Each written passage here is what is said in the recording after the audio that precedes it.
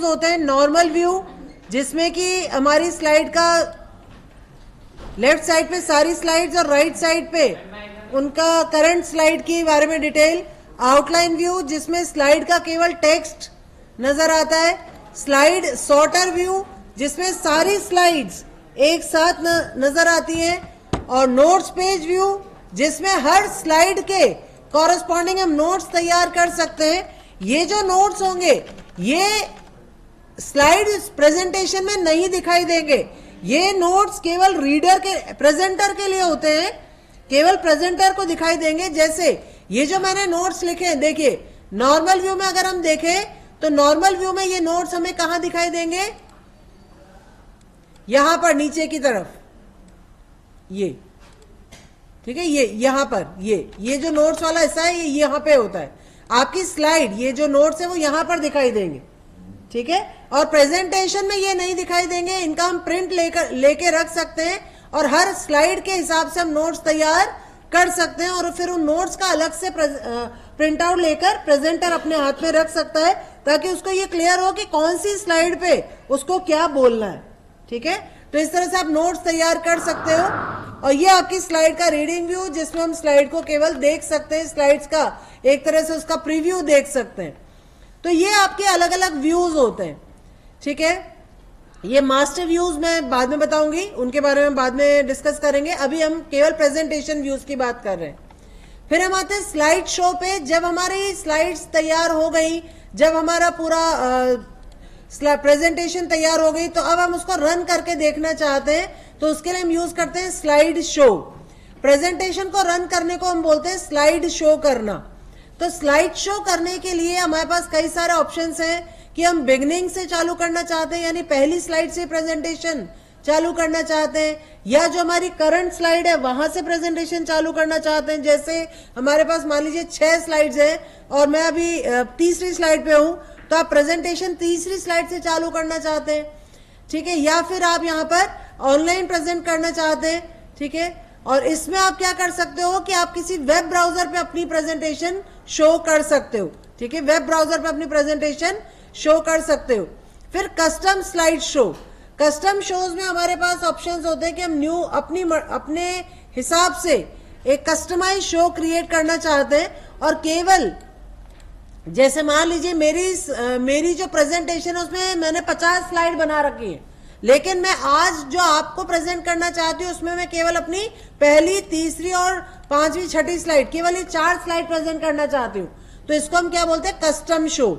तो यहां पर मैंने कस्टम शो बना दिया, कस्टम किस नाम से, कस्टम शो 1 नाम से, ठीक है। अब इसको शो करती हूँ तो अब देखिए ये जो मेरा शो चल रहा है इसमें मेरी केवल 4 स्लाइड्स आएंगी, ठीक है। तो इसको अपन बोलते हैं कस्टम शोज। मतलब मेरी स्लाइड्स तो मैंने बहुत सारी बना रखी हैं, लेकिन अलग अलग ऑडियंस के हिसाब से मैं अलग अलग तरह के शोज उसी एक प्रेजेंटेशन से तैयार कर सकती हूँ, ठीक है। तो इसको अपन बोलते हैं कस्टम स्लाइड शोज, ठीक है। अब हम स्लाइड शो सेटअप करना चाहते हैं और इसमें हमारे पास कई सारे ऑप्शंस होते हैं कि आप जो स्लाइड शो प्रेजेंट कर रहे हो वो पूरी स्क्रीन पे दिखाई दे, या आपको केवल आपकी विंडो के पूरी स्क्रीन के आधे हिस्से में दिखाई दे।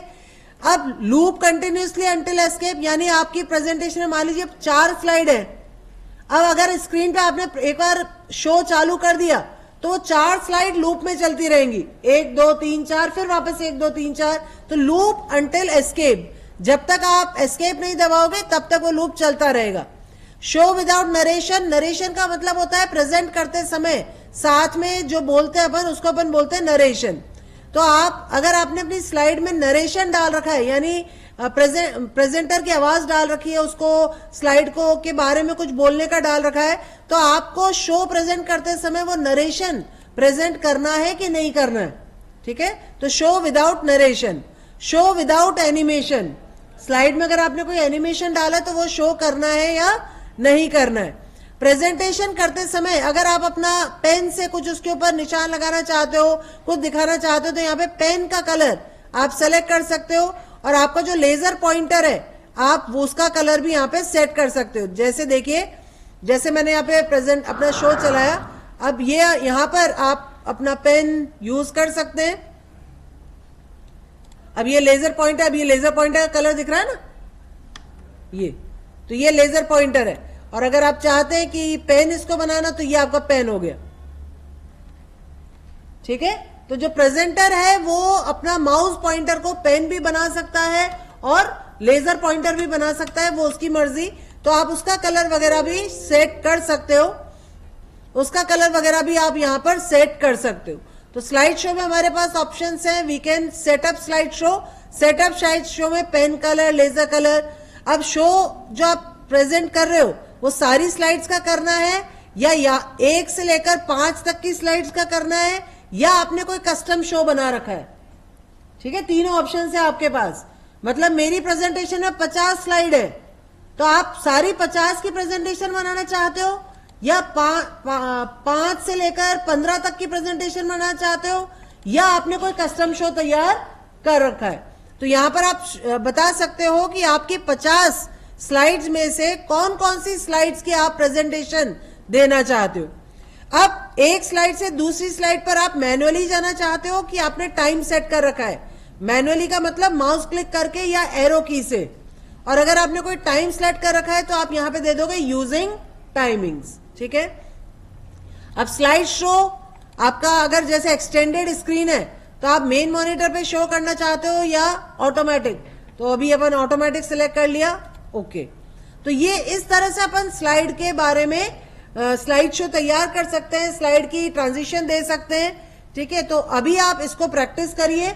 कल मैं आपको एनिमेशन के बारे में डिटेल बताऊंगी और स्लाइड को किस तरह से अपन स्लाइड से मूवी या पीडीएफ वगैरह बना सकते हैं, ठीक है।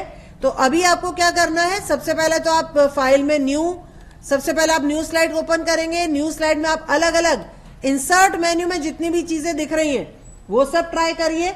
इंसर्ट में screen recording, screenshot, photo album, online pictures, smart art, shapes, charts, comments, text box, header, footer, word art, तो ये सारी चीजें इंसर्ट कर सकते हैं।